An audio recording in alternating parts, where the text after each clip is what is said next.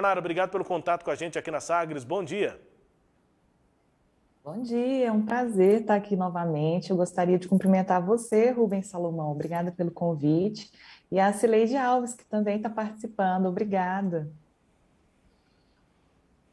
Obrigado pela disponibilidade aqui de conversar com a gente, comigo e também com a Cileide. E vou começar perguntando o básico do básico, é a primeira eleição com essa tipificação. O que é que pode ser caracterizado como crime de violência política de gênero, Nara? Rubens, é uma tipificação nova e necessária. Dentro dos estudos de gênero, você falou assim, vamos começar pelo básico. Então, vamos começar pelo básico para quem está nos assistindo ou nos ouvindo entender um pouco sobre isso. Por que está sendo feito um novo crime? Por que está sendo tipificado? A lei tipificou como um novo crime? Porque a nossa intenção é fazer com que mais mulheres participem da política, para que mulheres sejam naturalizadas na política, e para que isso ocorra, a gente vai ter que mudar a cultura política atual, que não vê a mulher como bem-vinda nesse ambiente político. Então, esse crime novo, essa nova tipificação, ela pretende prevenir, reprimir e combater a violência política contra a mulher. Então, é a violência nesses espaços políticos. E essa violência, ela tem muitos matizes. Então, ela pode ser desde um xingamento direto, ela pode ser uma violência financeira dentro do partido, ela pode ser um corte de fala. Então, ela tem aí muitas formas. E a intenção é essa, é fazer com que as mulheres participem mais da política e participem de um ambiente seguro, plural, de discussão política. Nara, ainda para tirar essas dúvidas, esse crime, né, violência política de gênero, ele pode ser cometido, ele pode ser assim caracterizado só durante o período eleitoral? É um crime eleitoral? Ou ele pode acontecer também fora do período eleitoral, como foi com a vereadora Camila Rosa na Câmara de Aparecida? Eu sei que isso ainda passa por análise, mas ficou muito clara ali, né, a retirada da fala da vereadora. Teve aquele caso também da deputada, não vou me lembrar o nome nem dela, nem do agressor ali, mais uma deputada na Alesp, né, a Assembleia Legislativa de São Paulo, que ela acabou sendo assediada fisicamente, né? O deputado se aproximou dela, passou a mão, enfim, foi uma coisa absurda. Isso também e não estava em processo eleitoral, isso também é crime de violência de gênero, crime de violência política de gênero, ou é outra tipificação se não está dentro do processo eleitoral? Interessantíssima essa sua pergunta, por quê? A princípio, a gente fala então em processo eleitoral.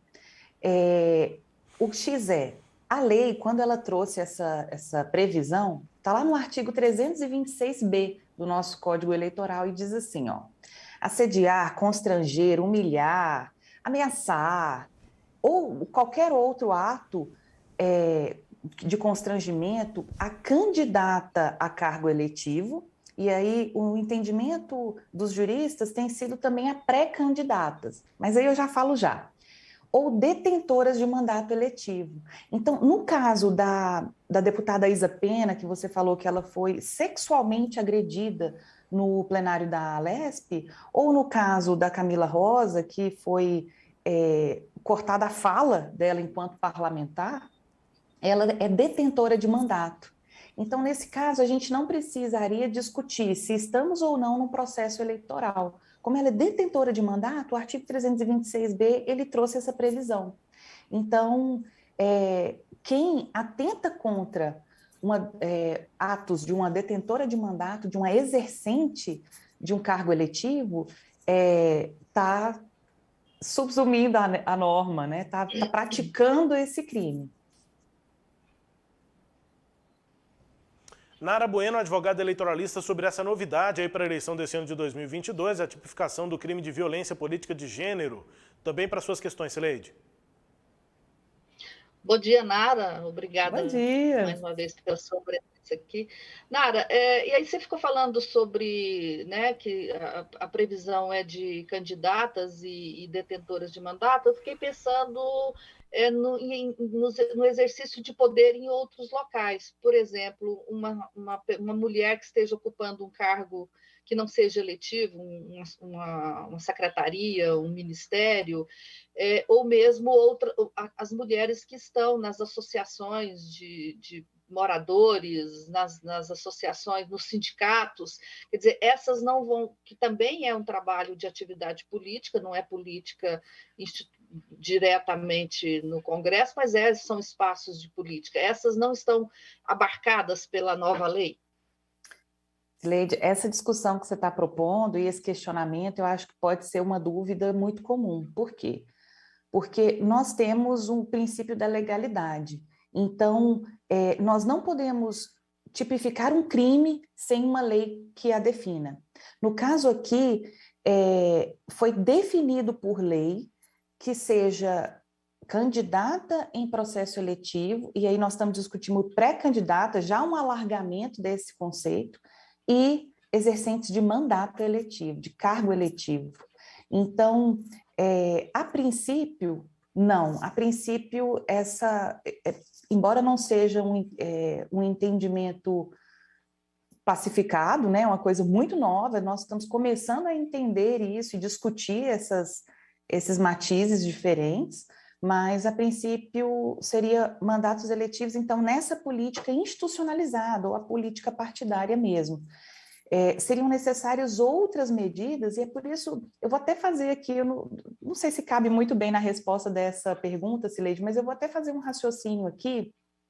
Existem instâncias de estudo, por exemplo, a Flaxo, que estuda violência política de gênero na América Latina, e ela diz que a gente tem que ter um cinturão legal. É por isso que a gente tem que fazer, e não só um cinturão de leis, mas um cinturão também de instituições que fiscalizem, que façam propaganda, que combatam. Então, aí sim, a gente tem esse alargamento da visão de proteção da mulher em espaços políticos ou espaços de poder como um todo.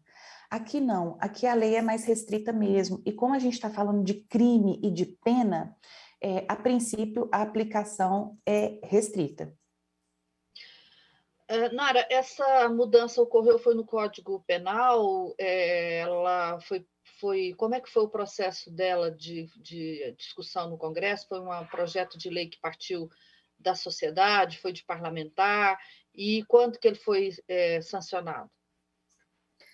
Cileide, é muito recente. A gente teve ano passado a vigência, né, o início da vigência dessa lei.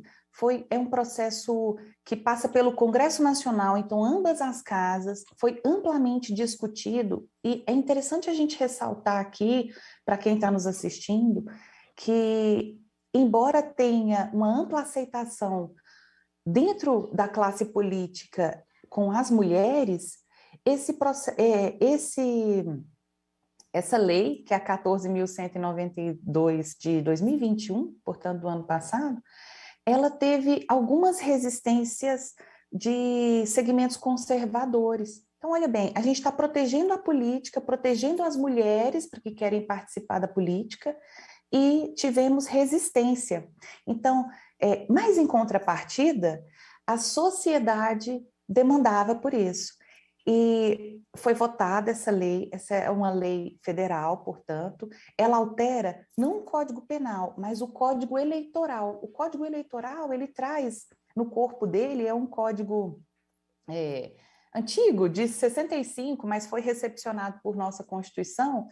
Ele traz no corpo dele alguns crimes eleitorais. E aí sim, lá no artigo 326b, essa lei introduziu. Então, está prevendo, adicionando no nosso ordenamento jurídico eleitoral, essa previsão da violência política contra a mulher. Eu acompanhei o surgimento dessa demanda, o surgimento depois dessa lei, e eu acredito que a sociedade queria muito. Então, as mulheres que participam da política e as mulheres que não só participam diretamente, mas se envolvem, acreditam na política, acompanham a política, acharam e acham ainda que é uma lei necessária. Cileide, eu sempre faço uma comparação com os anos 80, quando a gente não usava cinto de segurança. todo mundo aqui vai lembrar que a gente era comum, capitais, interiores, nós não usávamos cinto de segurança. Cinto de segurança era um conceito que nós não assimilávamos enquanto coletivo de que era necessário. Hoje, é muito raro você ver alguém sem cinto de segurança. E isso foi uma conquista feita de vários lados. Então, foram necessárias várias frentes. Necessária a previsão legal, necessária a fiscalização com multa, necessária uma rede de propaganda e uma rede de educação. E, no entanto, hoje a gente tem aí o resultado, que todo mundo se sente mais seguro, exige. Então, é impensável a gente comprar um carro sem cinto de segurança hoje. Então, a intenção dessa lei é que daqui mais uns anos a gente naturalize tanto as mulheres na política e a gente passe a estranhar tanto essas violências, corte de palavra, elogios disfarçados, violência financeira, xingamentos, depreciações, humilhações. A gente estranha tanto essas atitudes que as mulheres se sintam, de fato, à vontade para participar da política. Bom, mais uma dúvida que eu tenho é a seguinte: no caso da vereadora Camila Rosa, lá em Aparecida de Goiânia, que o presidente da casa, o André Fortaleza, desligou o microfone na hora que ela estava falando, isso foi considerado como uma violência de gênero, só que o argumento dele é de que ele faz isso com outros homens e que ninguém nunca reclamou, porque seria uma violência porque porque ela era uma mulher. Né? E a gente vê muito isso, assim, mas isso é feito com homens também. E aí a minha pergunta é a seguinte: essa lei, ela estabelece, deixa claro quais são os tipos de ação que são considerados violência, ou vai ser algo subjetivo a ser reclamado por quem se sente ofendido e depois ficará à mercê da decisão judicial se é ou não violência de gênero? Interessante. Sileide, a gente tem que pensar assim, os homens, eles ocupam a política de forma naturalizada. Então, até mesmo se um ato de cortar o microfone, olha que a gente não vê, né? A gente não vê aí vídeos virais de homens sendo cortado a palavra em plenários. Se fosse verdade, seria muito comum na nossa cultura, mas não é. A gente vê mulheres tendo a palavra cortada em plenário. Então, eu já desacredito de cara desse argumento do presidente da Câmara de Aparecida. Segundo ponto ainda que ele cortasse eventualmente a palavra, né, de um homem na tribuna, usando a tribuna, esse ato não tem decorrências, né, não tem consequências como tem para a mulher.